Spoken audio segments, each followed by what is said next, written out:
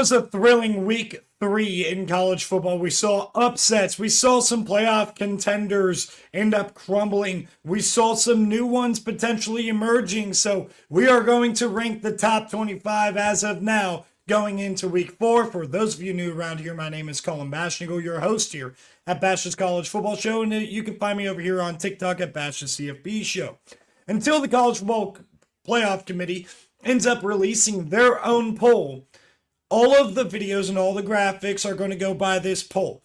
Do I think that I have some sort of knowledge that is more important than everybody else's to where I'm going to use my own poll? Of course not. I just don't think any of these polls matter. I mean, after all, they're the AP voters. They don't think it matters, all right? They don't even care. Just take a listen. As far as what my votes are and what my process is, I wake up early in the morning after covering a game late in the night before. Don't want to go too much into my progress or process or logic, but I will say I appreciate everybody's interaction on social media and all of your feedback. There's tons of people that vote on the AP poll, and it's not a perfect system, but at the end of the day, no matter who you pick, it does even out because there's so many people who vote. And like I said, it's really fun for discussion. It doesn't, probably matter in the end, but I'm glad that people are having a really good time with it. Yeah, so since it doesn't matter, I'm going to say mine matters. I care about what I put out there in the world, and we're going to give you what I think is the best top 25. So make sure you guys follow and discuss it down below. Here we go. We're starting with 21 through 25. I got number 25, Tennessee. Look, I'm not punishing them. I had them at 25 last week. If anything, they showed me they deserve to be higher for sure. I still have my questions about little Joey Aguilar over there. I don't think he's a good quarterback, but Tennessee didn't do anything to deserve a slide in my rankings, so I kept them at 25 and I kept them in. Number 24, Indiana. They've looked good. And the struggles that they had a little bit with stopping Colton Joseph, I know Virginia Tech is a train wreck, more on them in a little bit. Yeah, this Indiana team is a little bit excused from struggling through that game a little bit because of what we saw from Old Dominion on Saturday. And they also look dominant in their other two performances. Number 23, Clemson. You're lucky that you're still in here. I think you're going to be all right. I talked about this when I recapped the games. I thought the offense did find something in that second half, and I think that's important because I see Clemson building off of it. I think it's an overreaction by the AP poll to move them completely out of the rankings. Number 22, I have USC. USC is a very interesting team right now. They're a team to watch for going forward. They're going to have some challenges on their schedule. Michigan's going to come to town. They have to play at Illinois coming up very shortly. They still have to play Notre Dame on the road. This USC team, we're going to figure out what they are, but they have definitely been dominant, in particular on the offensive side of the ball. Now, they did struggle a little bit with Purdue, but I really do think Purdue is much better this year than they have been, and that's a tough road spot for USC. Number 21, Vanderbilt. I should have ranked them in the first place up here. I love this Vanderbilt team. I think that they're really gritty and tough, and they are very well coached. And Clark Lee kind of demonstrated that going on the road. Tough environment. Williams-Brice is one of the most underrated places to play. Dominated South Carolina for 4 quarters. Moving on to 20 through 16. We got Notre Dame sliding in at 20. I still think this team is good. I think the problem is it's going to be harder, for them to climb up the ladder over at Notre Dame because they just don't have a lot on their schedule. When you look at their remaining schedule, the only team that I have ranked is USC. That's tough. And you get them at home. And I still have them ranked below you. That's tough. A tough position for the Fighting Irish to be in. The only reason they're ranked at 20, though, is because both those losses happened to two really good teams in heartbreaking fashion. Number 19, Michigan.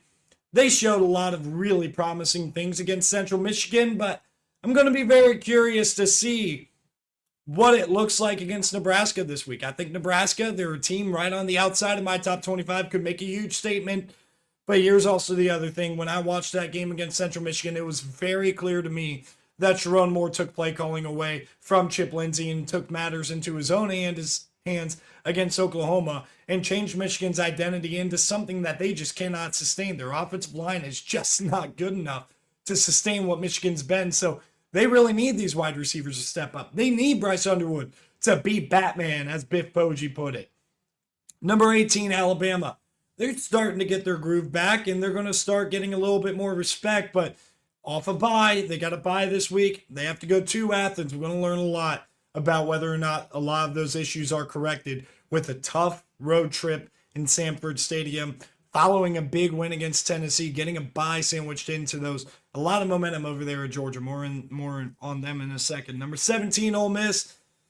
Look, they had to go with the backup quarterback yesterday, and they didn't miss a beat. In fact, we need to see Austin Simmons not turn over the ball. Otherwise, his job might be in jeopardy. Maybe. But either way, this looks like a well-oiled machine. And for all of you Penn State fans, I'm going to get to you in a little bit. If you really thought Trey Wallace wasn't a good player, watch Ole Miss play football. That's all I got to say. Number 16, Missouri. Love Ahmad Hardy in this offense and the way that they're being able to click with Bo Prabula and those wide receivers. Kevin Coleman Jr. is a real player out there. I love what Missouri's showing on early this season. This is higher than what most people have Missouri. They're playing some real good ball up there. I don't think that Kansas team, that though they struggled a little bit defensively, especially in the first half, I don't think that Kansas team was really bad. I think that was a good win for Missouri. Now we go to 15 through 11. We got number 15, Texas Tech. They got a huge matchup in Salt Lake City, Utah on Saturday. I can't wait to preview that game. It's going to be a blast. Now, this team, they've blown out a bunch of nobodies. Oregon State is an absolute disaster. This is their first real test. Is what they paid as far as the transfer portal goes and being this expensive roster. Is it worth it? We'll see how competitive they can be on the road at Utah. Number 14, Iowa State. Very discouraged by what I saw against Arkansas State. I could have slid them more. Didn't want to overreact, but you kind of have to put it in perspective. This Iowa team, their offense has a lot of problems. That game being low scoring and close. All right. Iowa State's offense struggled against Iowa. That's one thing. They struggled at times against K-State in the rain. That's one thing. Struggling against Arkansas State, who Arkansas got just ran through them. Let's just put it that way. They got off crazy against Arkansas State.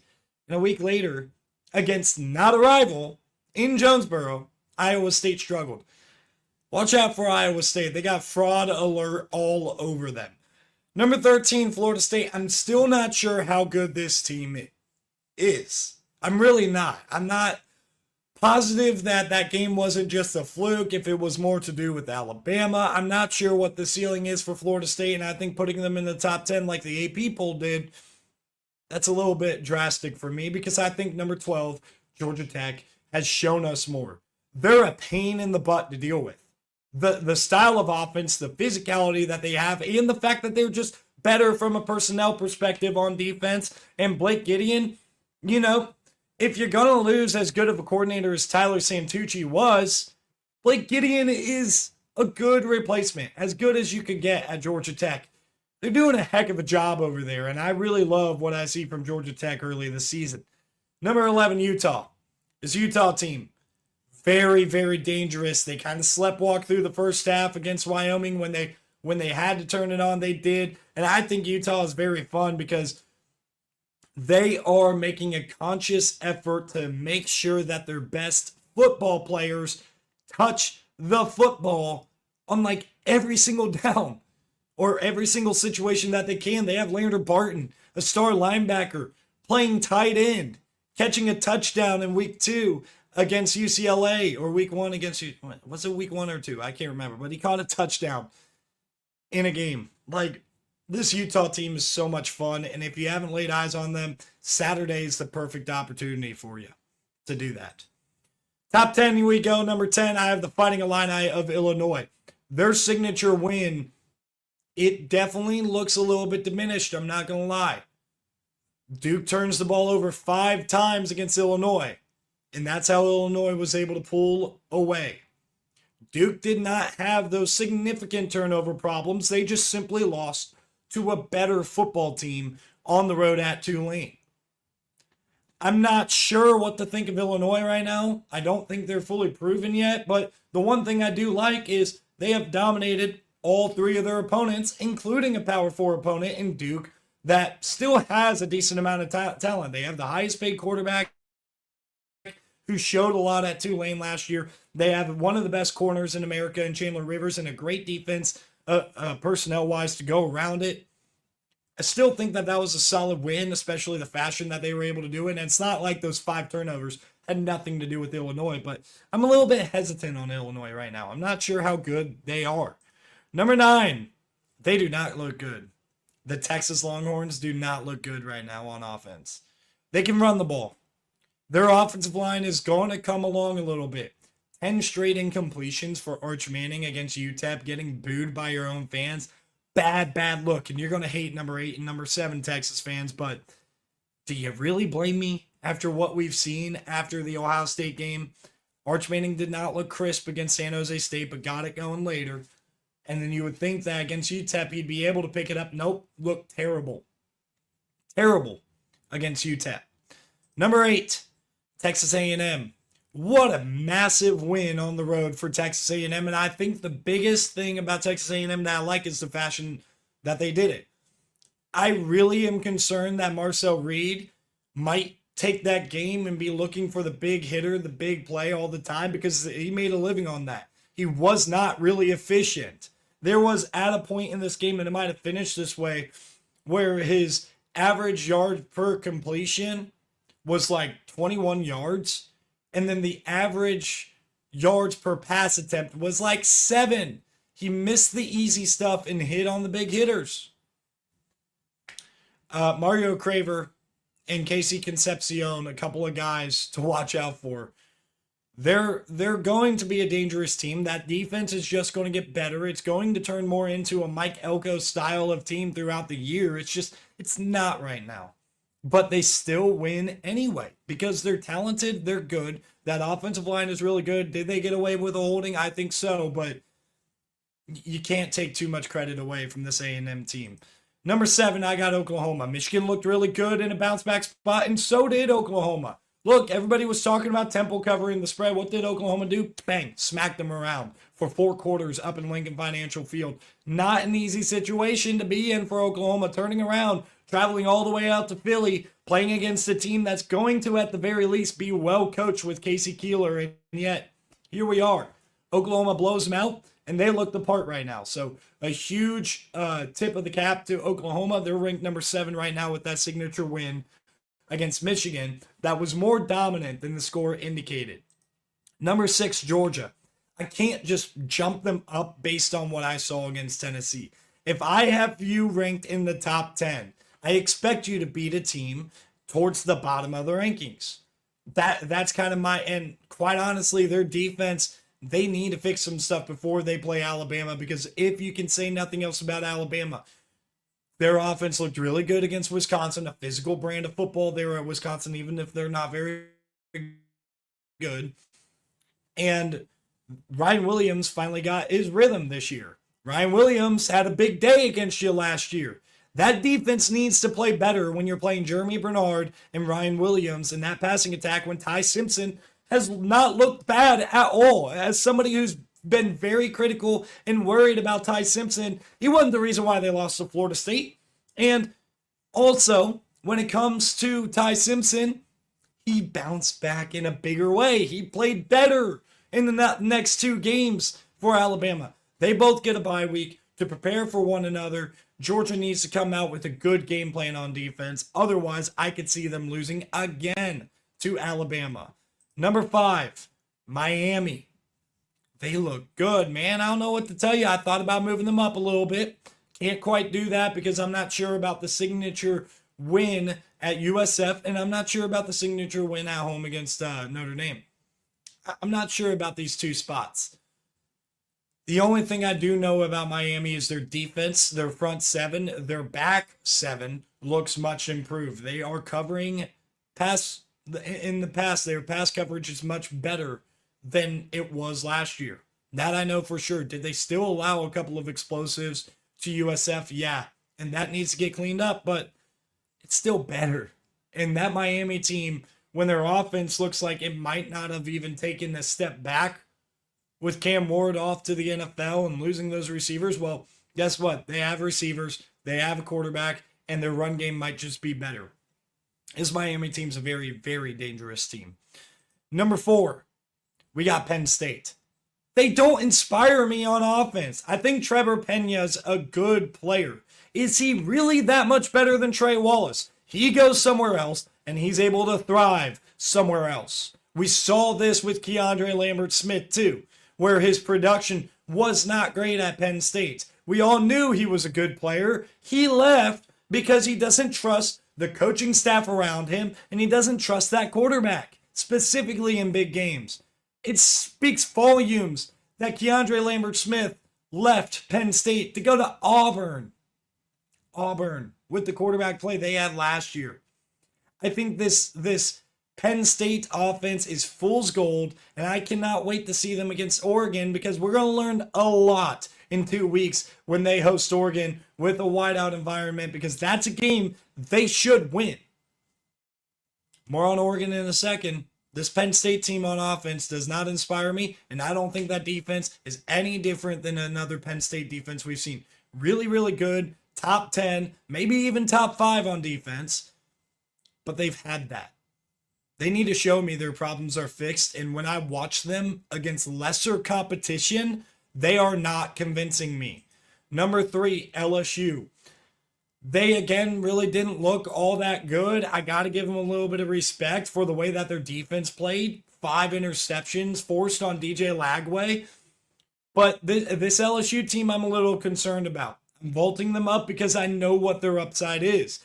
If my concern is Garrett Nussmeier and that LSU offense, I am convinced that they're going to be able to figure it out, because I've seen a lot of those players for LSU really play well in big moments. They got to do it because their defense is starting to pick up some slack. There is going to be a game in the future in SEC play where their offense needs to score 30 plus points. Their defense is good, but you've seen it with some of the best defenses. You saw it with Ohio State last year, 32-31 against Oregon. They lost to Oregon in a shootout where their defense didn't play well. LSU's defense is bound to have an off night one of these nights, and you don't want that offense to be stuck in the mud when that happens. They need to figure that side of the ball out. I have faith that they will, which is why I still have them number 3. Number 2, the Oregon Ducks. I am very high on this team. They sleptwalked through a little bit against Northwestern, and then they pulled away, and they looked dominant. 38-14, they didn't cover, and the only reason they didn't cover was because of a late garbage time touchdown on an explosive play. What can you do? You know, Oregon looks really good, and they're gearing up for a road trip to Happy Valley after the bye week. Oh, sorry, they have Civil War next week. My apologies, which they shouldn't have a problem with that game, but definitely playing a game before Penn State when Penn State doesn't have to. All right, advantage Penn State. But number 1 is still Ohio State. They struggled through the first half. I think we all know that, but they were able to move the ball on offense against Ohio. They just didn't finish drives very well, and that's concerning. However, I don't think that's going to be a consistent problem for Ohio State. I mean, we saw them finish in the red zone against Texas. A stout front 7. We know that for a fact. They were able to punch it in, right? In a big moment in that game. They also showed explosive playmaking ability again. They have shown it in all 3 games that they've played, including against the top 10 team in Texas, where they did hit a deep shot to Carnell Tate. These wide receivers are unreal, and that talent weighed on a good Ohio team. And this is a good Ohio team, and they beat them by 28. Pulled away in the second half. Once Ohio made that game close at 9-13 with the explosive touchdown pass to Hendricks, Ohio State did what they needed to do. They responded, and you can't ask Ohio State to do anything else. They are going to get better off of a game that was not their best. I get the perspective is a little bit different than like Texas. The only difference is is I don't see the same struggles that seems like it's almost not repairable that I see in Texas, which is why I got Ohio State 1, and I'm not punishing them for the performance against Ohio. Some other teams I considered, I talked about Nebraska. I really like the Nebraska Cornhuskers. I did consider leaving South Carolina in. I just don't think they're very good, to be quite honest with you. And then a couple of other teams to keep an eye on. I mean, Tulane and Navy. Those are the two teams I want you to keep an eye on as far as college football playoff bid. If Notre Dame is struggling on defense right now, and this is not going to get much better throughout the season, having to, in a week, prepare for Navy's triple option is going to be a headache for Chris Ash, and I'm going to be very curious to see if Navy can maybe clip them. I'm not calling for it. I don't think it's going to happen, but you got to watch for those two Group of 5 teams. I want to touch on this. The headlines out of UCLA and Brent Pry. One of these, not a shock. I came on here yesterday in my reaction video saying, look, they need to fire Brent Pry. Deshaun Foster is a good football coach. I firmly believe that. The situation he took over for Chip Kelly was not clean, was not pretty. I don't think this was fair to him because they lost to a New Mexico team that was well coached. They don't have that much talent over there. They don't have that much alumni buy-in, and they don't have fan buy-in. Playing at UCLA is not playing a road game. It's just not for anybody. It doesn't matter where in the country you come from. This is a disastrous program right now, and you are taking it out on Deshaun Foster, who I think is a good coach and will be a head coach one day again. Brent Pry, on the other hand, every single time they have an opportunity to take a leap, they do not. I said it after week 1 on TikTok. It was the same against Vanderbilt, getting shut out 30-0 in the second half. You got to think about this. Vanderbilt and Old Dominion, you take a full game's worth. Second half against Vanderbilt, first half against Old Dominion. 0 points. This team they're a disaster. And Brent Pry is to blame for that. They had all the talent you could ask for at Virginia Tech last year, and they won 6 games. This clock has expired on Brent Pry. They have given him way more time than they probably should have. At the end of the day, Virginia Tech is a mess, and it's his fault. You know, I think he's going to land somewhere. He was a good defensive coordinator. He's going to be a good coordinator somewhere. He is not built to be a head coach and a program builder. Thank you guys for tuning in. Really appreciate it. Make sure you guys leave a like if you've made it this far. I'll see you guys in the next video.